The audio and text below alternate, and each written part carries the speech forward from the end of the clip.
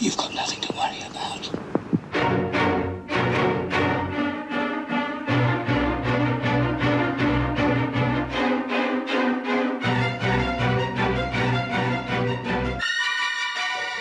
This is Alfred Hitchcock speaking.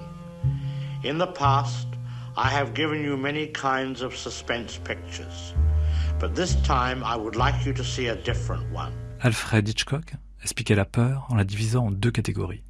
La différence entre le suspense et la terreur est comparable à celle qui sépare un V1 d'un V2.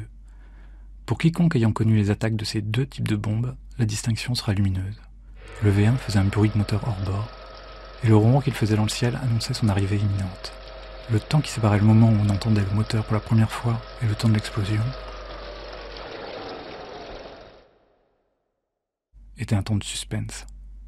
Le V2, au contraire, ne faisait aucun bruit, jusqu'à son explosion.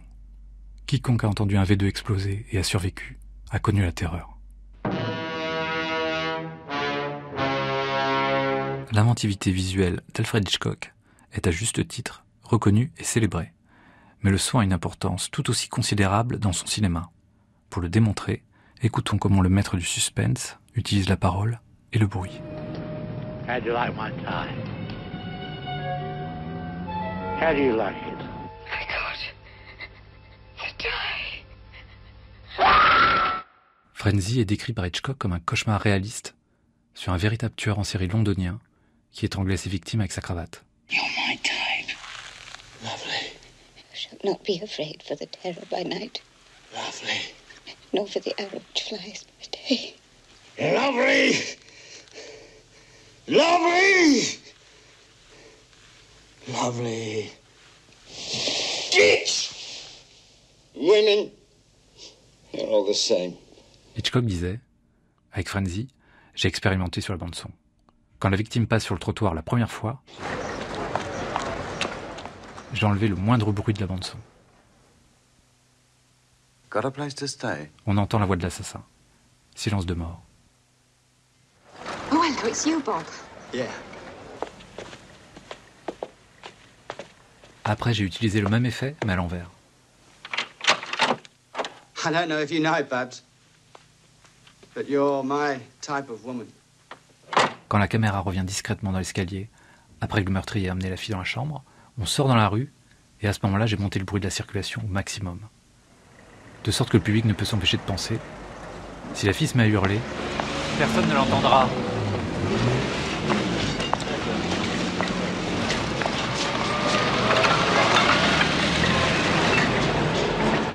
Mr. Rusk, you're not wearing your tie.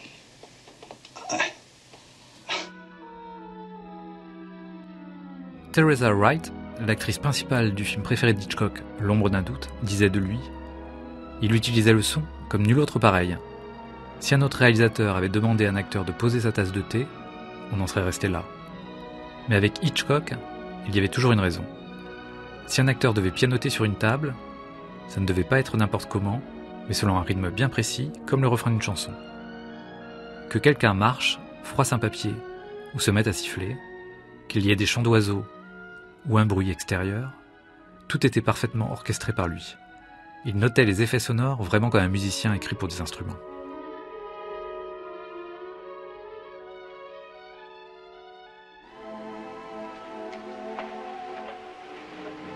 Écoutez attentivement. À quoi correspond ce son ?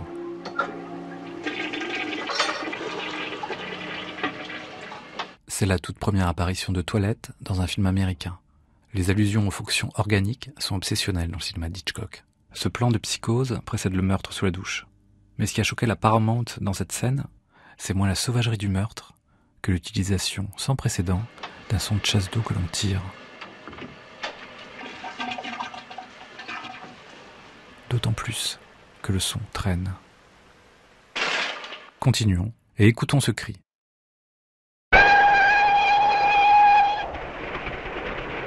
Il ne s'agit pas d'un cri, mais d'un sifflement de train par lequel s'enfuit celui qui est soupçonné du meurtre.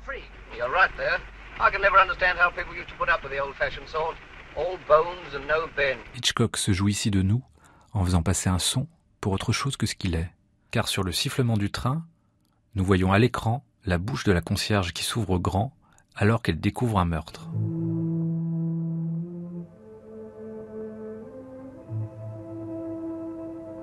Ce tour de passe-passe fait écho au premier film parlant d'Hitchcock, Chantage, où le plan suivant semblerait être le brouillon de celui des 39 marches. Une femme qui vient de commettre un crime est vue de dos. Elle pousse un cri. Mais le plan suivant nous révèle que ce cri est en fait celui de la concierge, déjà, découvrant le cadavre. Ces tours de passe-passe sonores sont aussi narratifs. Alfred Hitchcock utilise le son pour installer une dramaturgie. Son film Chantage est à la fois le dernier film muet d'Alfred Hitchcock et son premier parlant. Commencé en muet, il fallut refilmer la totalité du film pour en faire le premier film britannique entièrement sonore.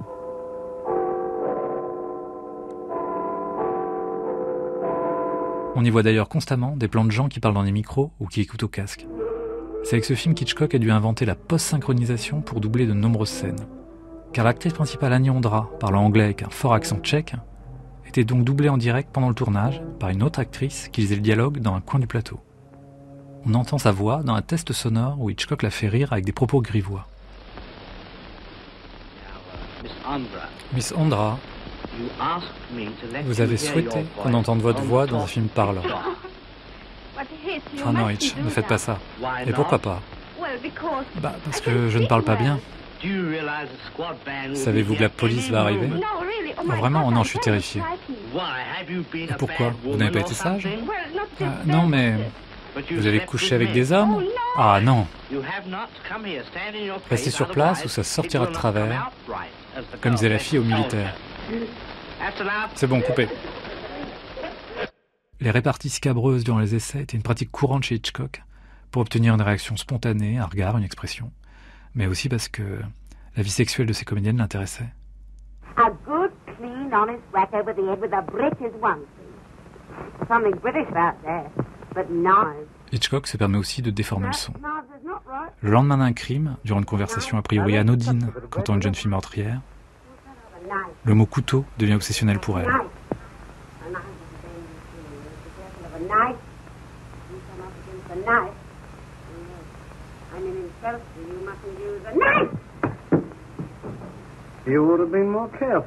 L'effet est justifié. Il s'agit de montrer l'état d'esprit de quelqu'un qui entend un son particulier et de le faire résonner violemment dans sa tête. Quelques secondes plus tard, ce n'est plus avec un mot, mais avec un bruit qu'Hitchcock exprimera le malaise. What's the matter, Alice? Had another row with Frank? La sonnette de la porte résonne comme un glas.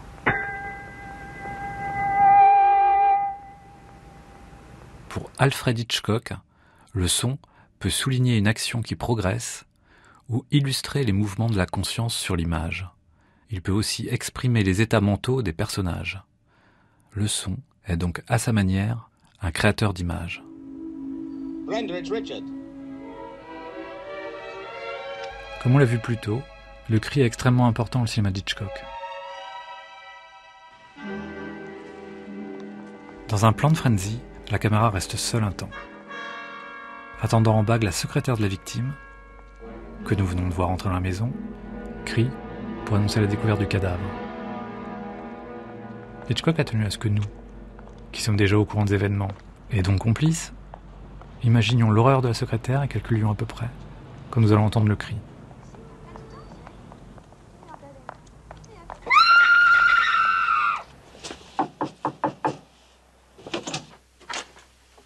Dad, are you home? À l'inverse, lorsque la mère de Rod Taylor dans Les Oiseaux découvre les yeux crevés du fermier, elle hurle en silence, la bouche dilatée, le regard révulsé. Dans une pause rappelant le cri du peintre Edvard Munch.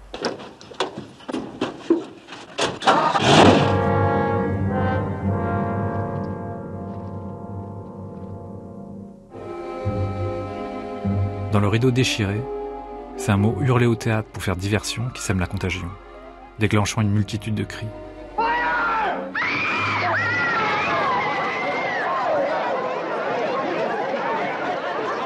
La réalisation est si crédible que la censure eut peur que le public du film ne crût une réelle alerte au feu dans la salle de cinéma.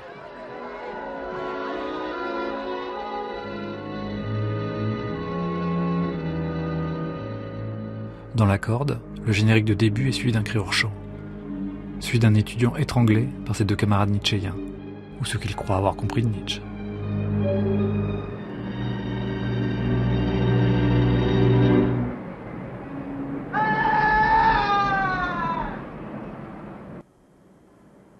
Pour amplifier l'effet du cri, celui-ci est suivi d'un silence de 10 secondes. Puis, les deux assassins ouvrent le couvercle du coffre où le cadavre de leur camarade va séjourner le reste du film. Parfois, ce n'est plus un cri, mais une discussion sur le bien fondé du cri qui ouvre le film, comme dans Jeune et Innocent. Brisk team! Don't shout, I tell you, don't shout! I'll shout if I want to. Who's to prevent me from shouting? Why won't you listen? Pour pouvoir continuer à hurler en paix, le mari tuera sa femme et le regrettera immédiatement, n'ayant plus personne sur qui crier. Mais auparavant, il aura traité sa femme de... Go on, say it, say it! Mais ça, on le lira sur les lèvres plus qu'on ne l'entendra. Dans La mort aux trousses, c'est le son d'un avion qui permettra à lui de masquer un récit explicatif qui intéresse uniquement les personnages, mais en aucun cas le spectateur.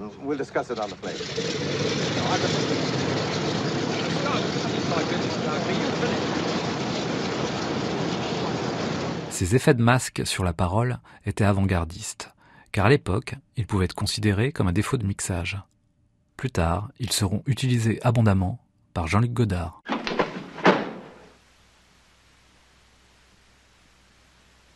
Pour faire naître l'angoisse, là où d'autres réalisateurs auraient utilisé une musique stridente, Alfred Hitchcock fait parler le silence. Dans Psychose, Norman Bates enferme un corps dans le coffre de sa voiture.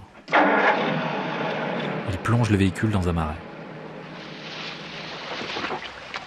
Le glouglou de l'eau est le seul son que l'on entende. Lorsqu'il s'arrête, cela provoque l'inquiétude de Bates, par la même occasion la nôtre. Hitchcock disait à ce propos que notre inquiétude pour Norman Bates était l'un des grands mystères de la psychologie du public.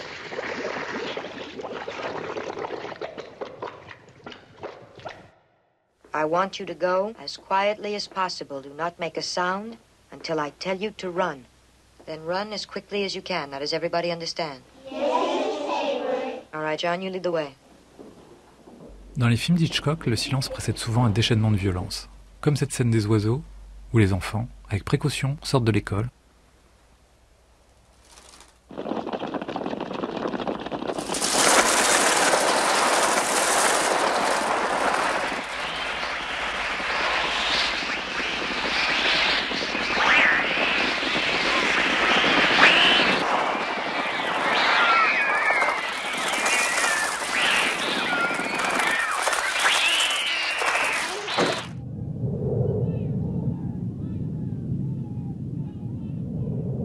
Les oiseaux est un film sans musique, mais qui utilise des sons électroniques. Hitchcock était censé utiliser de réels cris d'oiseaux pour la bande-son. Mais il reçut pendant le tournage une lettre du compositeur allemand Rémi Gassmann, qui lui expliquait qu'une nouvelle technologie et un nouvel instrument électroacoustique, le trottonium, très proche des ondes Martenot, permettait de recréer la musique et les sons des bruits quotidiens au moyen de sons électroniques.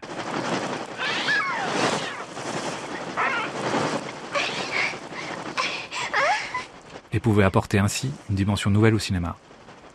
Après des essais, Hitchcock décida que la bande sonore serait composée d'un mélange de cris d'oiseaux, réels et électroniques, sans tenir compte des mises en garde du studio, qui trouvait la technique bien trop expérimentale.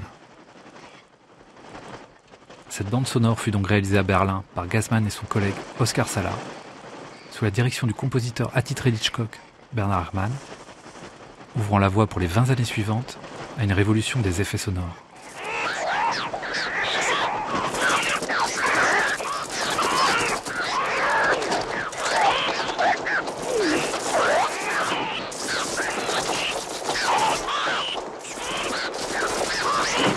You've strangled the life out of a fellow human being who could live and love as you never could. Le fait de réaliser un film dans un lieu unique, et donc de limiter visuellement l'espace, inspire paradoxalement à Hitchcock un travail très riche sur l'ambiance sonore qui semble contenir l'univers tout entier. What What are you doing? It's not what I'm going to do, Brandon. It's what society's going to do. I don't know what that'll be, but I can guess, and I can help. You're going to die, Brandon, both of you. You're going to die. À la fin de la corde, alors que toute l'action s'est déroulée en temps réel dans un appartement, James Stewart ouvre la fenêtre. Et l'on peut entendre monter tous les bruits de la rue. La caméra recule. Et pourtant le son de la ville envahit l'écran.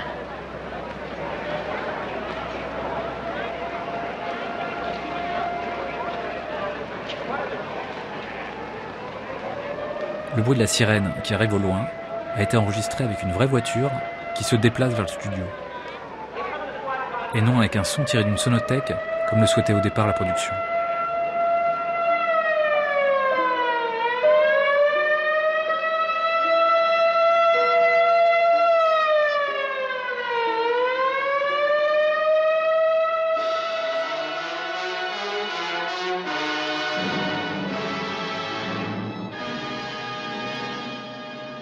Comme dans La Corde, Fenêtre sur cour se déroule dans un seul lieu, la chambre d'un convalescent.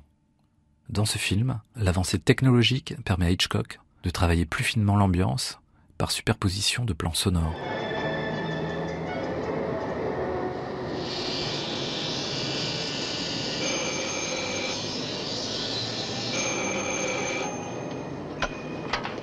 Jeffries? Congratulations, Jeff. For what? For getting rid of that cast. Who said I was getting rid of it?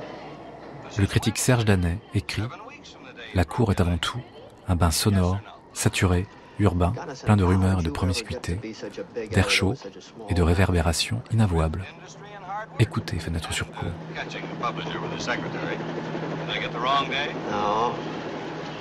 No, wrong week.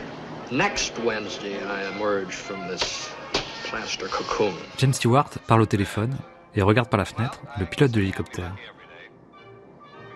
Celui-ci se rince l'œil en contemplant deux jeunes filles bronzant intégralement nues sur un toit.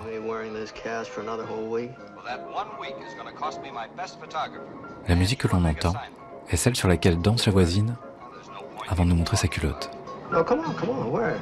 Si vous ne me croyez pas, vérifiez vous-même en revoyant ces films. What did I tell you? Didn't I tell you that's the next place to watch? You did. Okay, when do I leave? Half hour, hour? With that cast on? You don't. Oh, stop sounding stuffy. Arte.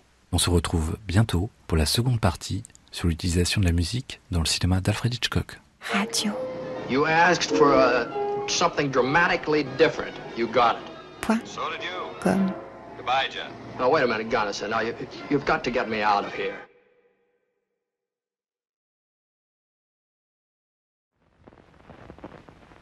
Un jour, on m'a dit que Mozart a écrit ça quand il avait à peine 5 ans, alors je devrais pouvoir le jouer puisque j'ai 8 ans. Moi, j'ai 5 ans, alors je devrais être capable de l'écrire. Voilà ce que nous allons faire. Ce soir, vous prendrez chacun une leçon de musique.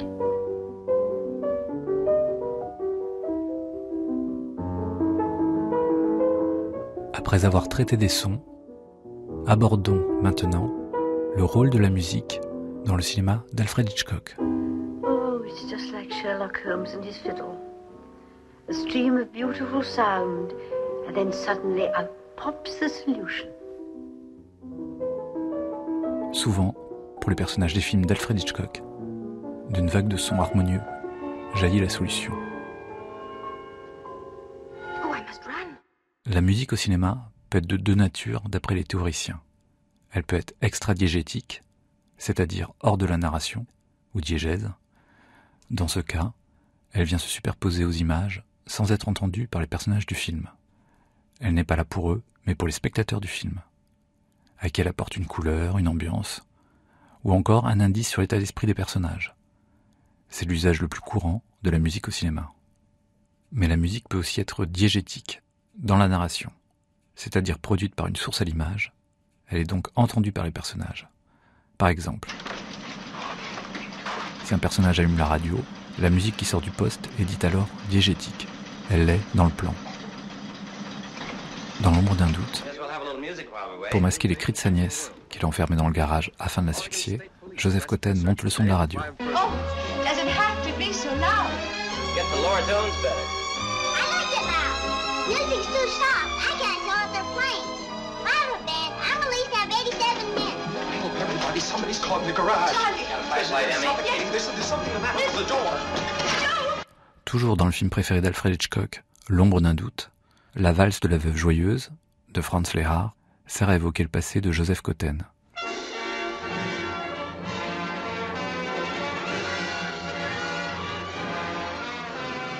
On entend la valse durant tout le film, de manière extra-diégétique, puis diégétique. Elle est présente dès le générique, de manière symbolique, accompagnant des couples qui dansent en surimpression.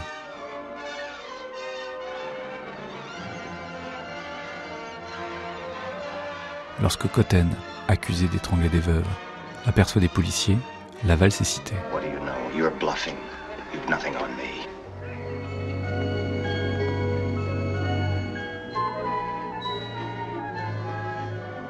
Say 30 or 40,000 just to start things off right?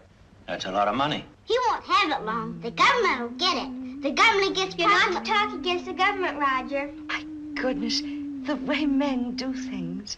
De manière diégétique, la valse est citée aussi littéralement. I can't get that tune out of my head. Maybe if somebody tells me what it is, I'll forget it. It's a waltz. I know it is, but what one? Alors que la valse est chantonnée au repas et que la famille cherche le nom de la valse, Cotten interrompt violemment la réflexion. You know, it's the funniest thing. Sometimes I get a tune in my head like that, and pretty soon I hear somebody else humming it too. I think tunes jump from head to head. Do you know what it is, Uncle Charlie? It's the Blue Danube Waltz. Oh, yes, of course it is. No, it isn't, Uncle Charlie. I know what it is. It's the marathon. Terribly sorry, Anne. Nothing to make a fuss Hello, Charlie. Charles, while we do the dishes, why don't you come in the living room and stretch out on the sofa and read the evening paper? À la fin du film, lorsque Joseph meurt écrasé par un train, des bribes de la valse sont citées en rythme avec les sons de train. Lorsqu'on entend ensuite la valse, elle semble évoquer ironiquement le passage dans un autre monde de Cotten, le faisant ainsi rejoindre ses victimes. Not yet, Charlie. Let it get a little faster. Just a little faster. Faster. Now.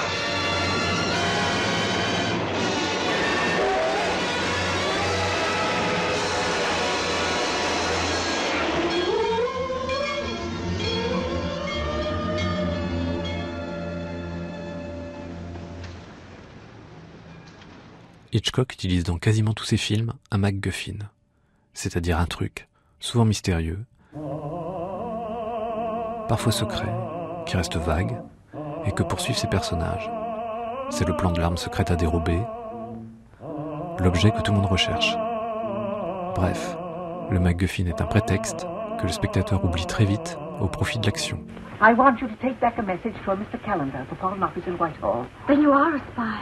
I always think that's such a grim word. Well, what is the message? It's a tune. It contains, in code, of course, Dans Une femme disparaît, le MacGuffin est un message codé sous la forme d'une mélodie. I want you to memorize it. Go ahead, go ahead. The first part of it goes like this. Ta ta ta ta ta ta dee. Oh.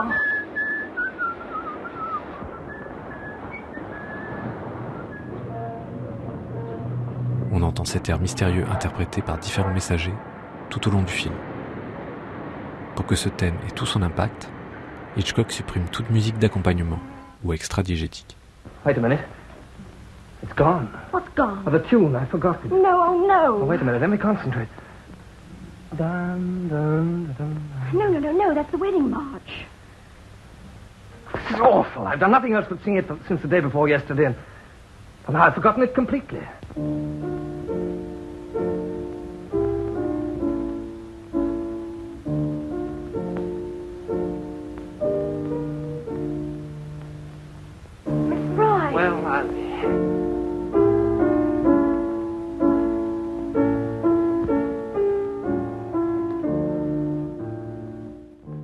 Dans L'homme qui en savait trop, 2 morceaux de musique sont mis en avant de manière diégétique. Un opéra et une chanson. Hitchcock se sert ici de la musique comme fil rouge à son intrigue. Here you are, my friend. 2 tickets for the concert at the Albert Hall. With my compliments. Your box is nicely placed. Or should we say, strategically placed. Dès le générique de début, on voit l'orchestre répéter l'air d'opéra.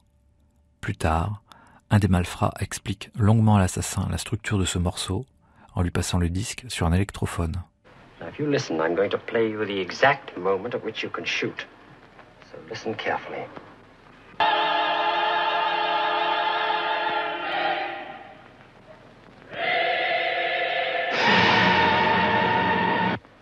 once more. Listen for the crash of the cymbals. At such a moment, your shot will never be heard.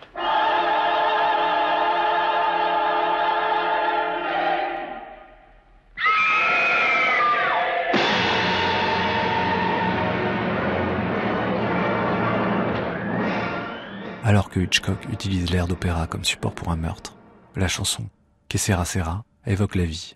When I was just a child in school, I asked my teacher, what should I try?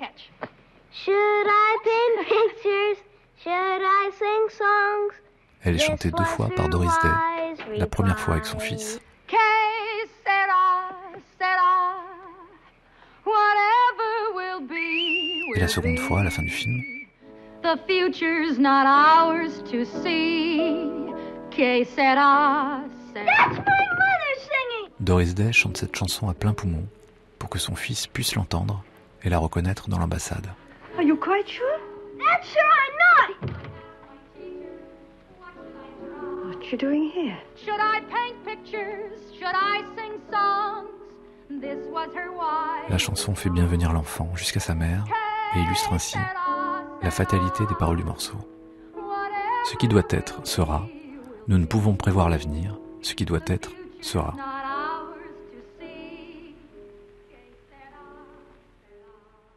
Dans les films d'Hitchcock, comme La cymbale de l'homme qui en savait trop, les instruments sont très présents à l'image. Ils ont d'ailleurs une espérance de vie plus longue que celle de leurs utilisateurs. Dans 4 de l'espionnage, tandis que 2 policiers pénètrent dans une église, on entend une sorte de drone musical, avant l'heure, de bourdonnement sonore. What do we do? Light 3 candles as a code signal. He'll see us in his mirror. Le drone est un genre musical minimaliste qui utilise des notes maintenues et présente peu de variations harmoniques. United prayers. Do not insult me, please. I'm not insulting you.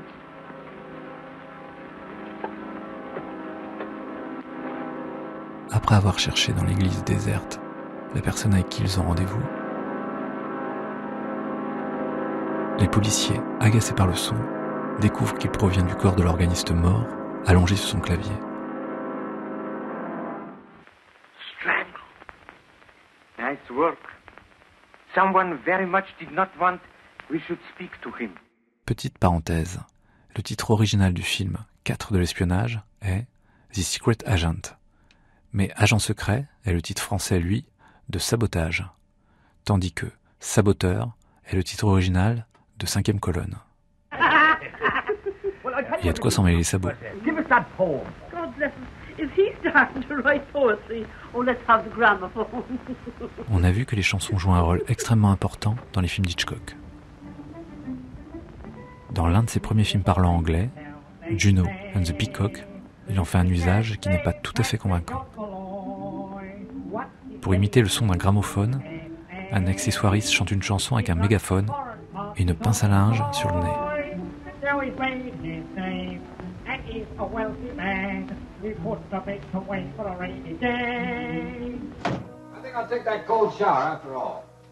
Good. Mais elles ont ensuite souvent une véritable pertinence à travers le reste de sa filmographie. Dans La mort aux trousses, Cary Grant fait croire à Eva Marissin qu'elle prend une douche, alors qu'en fait il observe de la salle de bain.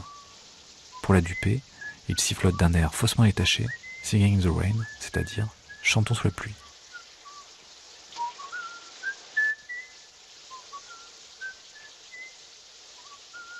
Pour Le Grand Alibi, après avoir demandé la permission à son amie Edith Piaf, Marlène Dietrich choisit de chanter La vie en rose. Alors qu'elle chante en public, un enfant s'approche d'elle avec une poupée maculée de rouge. Il est entré dans mon cœur une part de bonheur Et sa voix, dont je cause. comme coupable, déraille. C'est lui pour moi pour lui dans la vie. Il me l'a dit, l'a juré, pour la vie. I'm sorry. Souvent chez Hitchcock, la parole est mélodique. Il met un grand soin à faire sonner les mots. Écoutez d'ailleurs les premiers mots de Marlène Dietrich dans le film. Johnny, you love me. Say that you love me. You do love me, don't you? I think he's dead. I'm sure he's dead. I didn't mean it. I didn't mean it. Who's dead? My husband. Alors qu'elle apparaît dans une robe We had a terrible quarrel. tachée de sang, About you. Oh, he was vile. on dirait qu'elle chante. You know the sort of things he can say. He started to hit me. I grabbed something. I was out of my mind with fear. C'est comme dans Psychose. Les mots de Norman Bates qui découvre le meurtre commis par sa mère sonnent comme une mélodie funèbre. Mother, oh God, Mother! Blood! Blood! Chez Hitchcock, tout est pensé, calculé, comme une recette bien exécutée.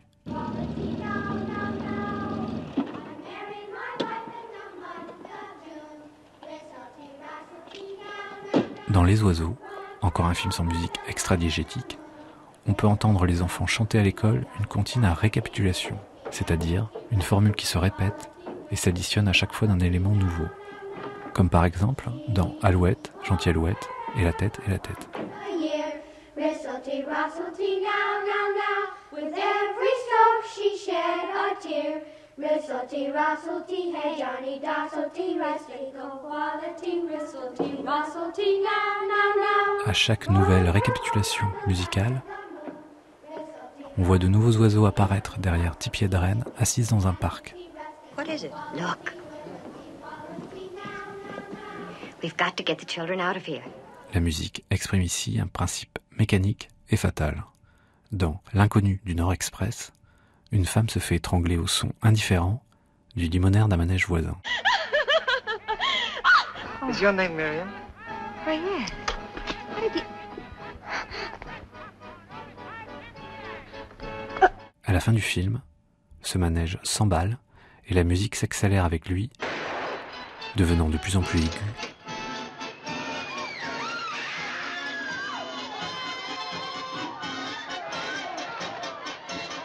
Jusqu'à ce qu'un courageux ouvrier débranche la machine, infernale, stoppant net la musique et donc le cycle de mort qu'elle symbolise. He says this isn't the man we want. It's the other one he was fighting with. What do you mean this isn't it?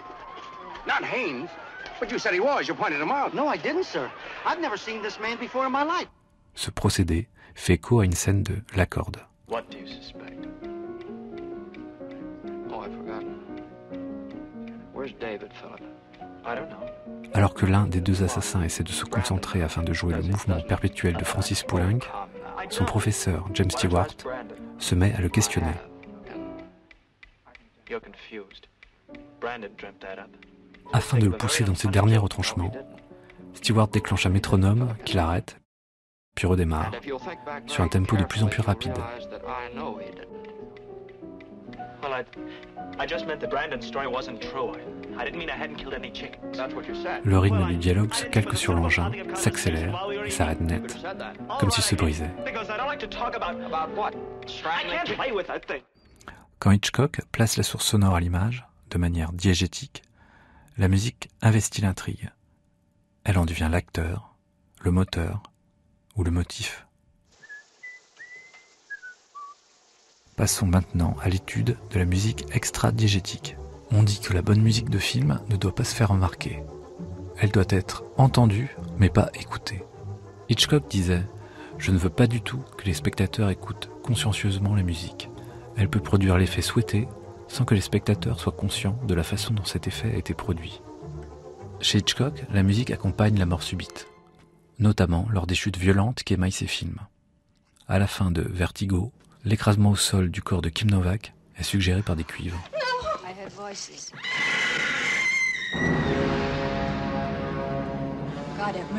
Alors que dans la scène traumatique du début du film, la musique semblait accompagner la chute du policier, voire la provoquer.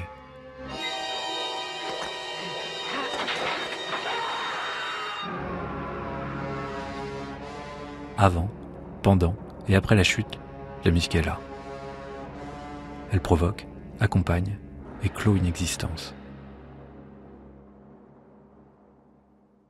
La musique accroît l'intensité de la perception de la vie. Chez Hitchcock, la musique semble commenter l'action à son insu, de manière inconsciente. Dans Le Faux coupable, la musique s'accélère et devient de plus en plus dissonante, tandis que la caméra dessine des cercles asymétriques autour du visage immobile du faux coupable. Elle illustre ainsi le malaise de l'homme passant sa première nuit derrière les barreaux.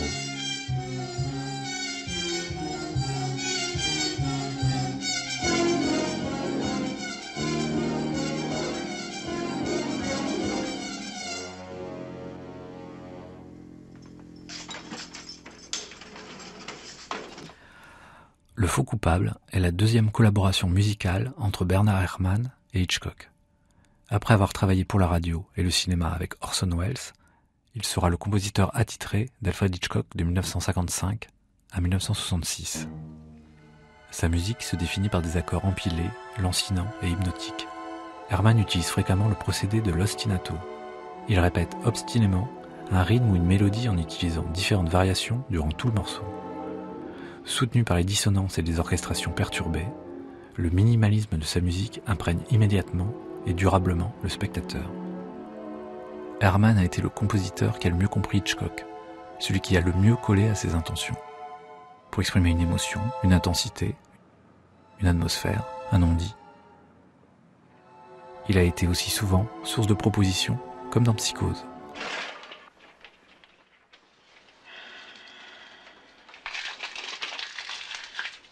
Car la scène de la douche dans Psychose était au départ pensée par Hitchcock pour être sans musique et avoir pour tout accompagnement sonore le bruit de l'eau et les cris de la femme poignardée. C'est Bernard Herrmann qui a proposé de faire se répondre les cordes des violons au bruit du couteau qui s'enfonce dans la chair. Pour l'anecdote, Psychose est en noir et blanc en partie pour amoindrir l'image du sang dans cette scène, sinon elle aurait été refusée par les studios.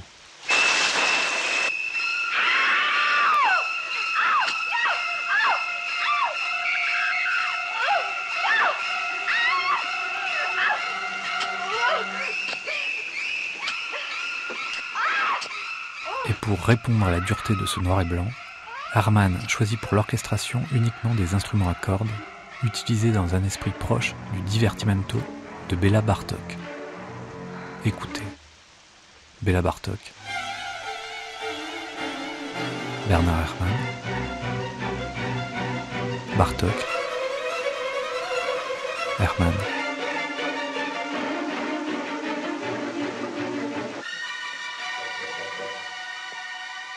La musique d'Herrmann s'achève en même temps que la vie du personnage. Mais le son de la douche est présent, lui, sans discontinuer, pendant toute la scène du meurtre et reste encore 4 minutes après.